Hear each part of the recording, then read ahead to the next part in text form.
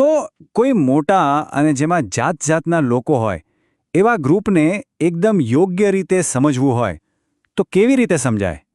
ધારો કે એ ગ્રુપના દરેક સભ્યને જઈને પૂછવું તો શક્ય જ નથી. તો પછી એવી ખાતરી કઈ રીતે કરવી કે જે નાનો નમૂનો લેવામાં આવ્યો છે એ ખરેખર આખા ગ્રુપની સાચી વાત કહે છે? ચાલો આ બહુ જ રસપ્રદ આંકડાકીય પડકારને આજે સમજીએ. ચાલો એક ઉદાહરણ લઈએ. કલ્પના કરો કે એક સ્કૂલ છે જેમાં 1500 વિદ્યાર્થીઓ ભણે છે. હવે પ્રિન્સિપાલને કોઈ નવી પોલિસી વિશે બધાના મંતવ્ય જાણવા છે, પણ દરેક સાથે વાત કરવાનો તો સમય જ નથી. તો એવો કયો રસ્તો છે જેનાથી થોડા વિદ્યાર્થીઓને પસંદ કરીને આખી સ્કૂલનો સાચો અભિપ્રાય જાણી શકાય? આ એક એવી સમસ્યા છે જે ઘણી જગ્યાએ જોવા મળે છે. તો આજના આ વિશ્લેષણમાં આપણે આ જ સમસ્યા પર ધ્યાન કેન્દ્રિત કરવાના છીએ. આપણે એને કહીશું 1500 વિદ્યાર્થીઓની સમસ્યા. અને આ માત્ર કોઈ કાલ્પનિક વાત નથી હો. વાસ્તવિક દુનિયામાં રિસર્ચર્સ અને એનાલિસ્ટ્સ જે પડકારોનો સામનો કરે છે એનું આ એકદમ ઉત્તમ ઉદાહરણ છે.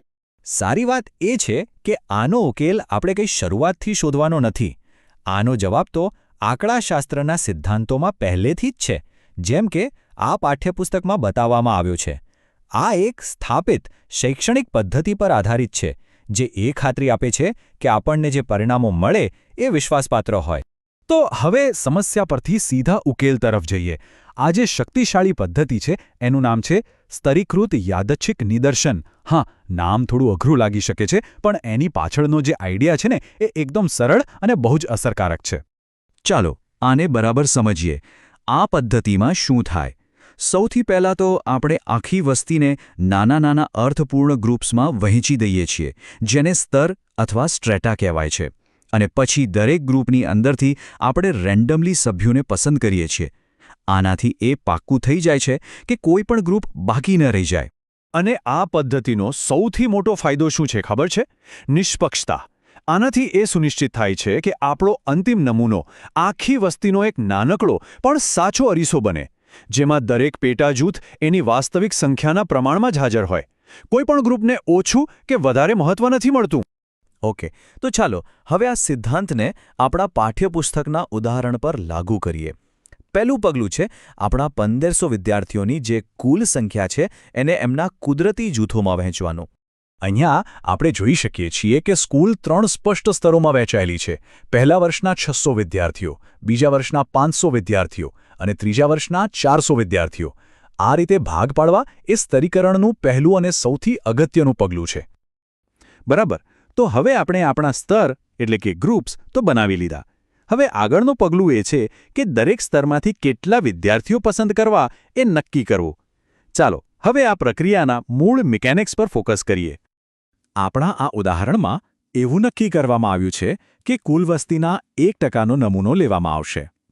આ જે ટકાવારી છે એ દરેક ગ્રુપ પર એકસરખી રીતે લાગુ પડશે.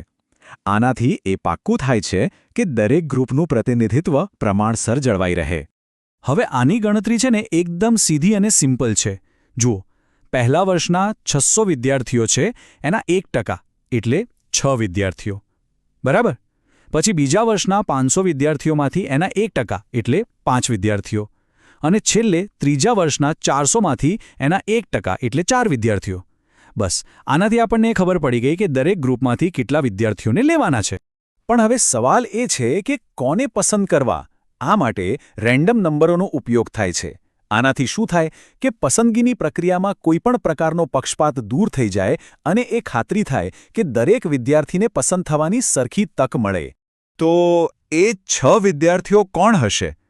અહીંયા જ રેન્ડમ નંબર્સ કામે લાગે છે. પાઠ્યપુસ્તક મુજબ પહેલા વર્ષના 600 વિદ્યાર્થીઓમાંથી 6 વિદ્યાર્થીઓને સંપૂર્ણપણે રેન્ડમલી પસંદ કરવામાં આવે છે. એમના નંબરો અહીં સ્ક્રીન પર જોઈ શકાય છે. અને આ જ સેમ પ્રોસેસ બીજા વર્ષના ગ્રુપ માટે પણ રિપીટ થાય છે. એમના 500 વિદ્યાર્થીઓમાંથી 5ને રેન્ડમલી પસંદ કરાયા. આ રીતે આખી પ્રક્રિયા એકદમ પારદર્શક અને પક્ષપાત વગરની બને છે. અને છેલ્લે ત્રીજા વર્ષના 400 વિદ્યાર્થીઓમાંથી 4 વિદ્યાર્થીઓને રેન્ડમલી પસંદ કરવામાં આવે છે. બસ આ સાથે જ આપણી પસંદગીની પ્રક્રિયા પૂરી થઈ. હવે આપણી પાસે દરેક ગ્રુપમાંથી પ્રતિનિધિઓ છે. ચાલો તો હવે બધું ભેગું કરીને જોઈએ કે આપણો અંતિમ નમૂનો કેવો દેખાય છે. આ એ ક્ષણ છે જ્યાં આખી મહેનતનું પરિણામ સ્પષ્ટ દેખાશે. અને આ રહ્યું પરિણામ. આ ટેબલ આખી પ્રક્રિયાનો સારાંશ આપે છે. પહેલા વર્ષના 600માંથી 6, બીજા વર્ષના 500માંથી 5 અને ત્રીજા વર્ષના 400માંથી 4 વિદ્યાર્થીઓ. આમ 1500ની કુલ વસ્તીમાંથી આપણો 15 વિદ્યાર્થીઓનો નમૂનો તૈયાર છે. જોઈ શકાય છે કે દરેક ગ્રુપનું પ્રમાણ બરાબર જળવાયું છે. તો આનો મતલબ શું થયો? સૌથી અગત્યની વાત એ છે કે આપણો 15 વિદ્યાર્થીઓનો આ જે નાનકડો સમૂહ છે એ હવે આખી 1500 વિદ્યાર્થીઓની સ્કૂલનું એક સચોટ નાનકડું મોડેલ છે.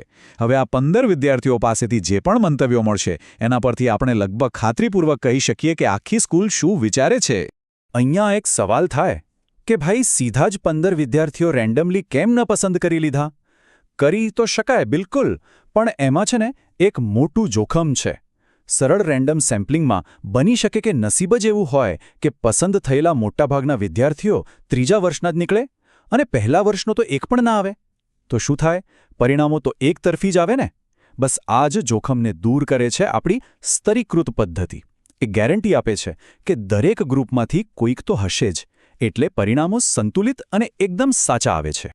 આપણે જોયું કે આ પદ્ધતિ સ્કૂલના સર્વે માટે કેવી રીતે કામ કરે છે. પણ આ શક્તિશાળી આંકડાકીય સાધનનો ઉપયોગ બીજે ક્યાં થઈ શકે? રાજકીય મતદાનથી લઈને બજાર સંશોધન સુધી જ્યાં પણ કોઈ મોટા ગ્રુપને યોગ્ય રીતે સમજવાની જરૂર હોય ત્યાં આ પદ્ધતિ અમૂલ્ય છે. આના પર વિચારવા જેવું છે ખરું ને?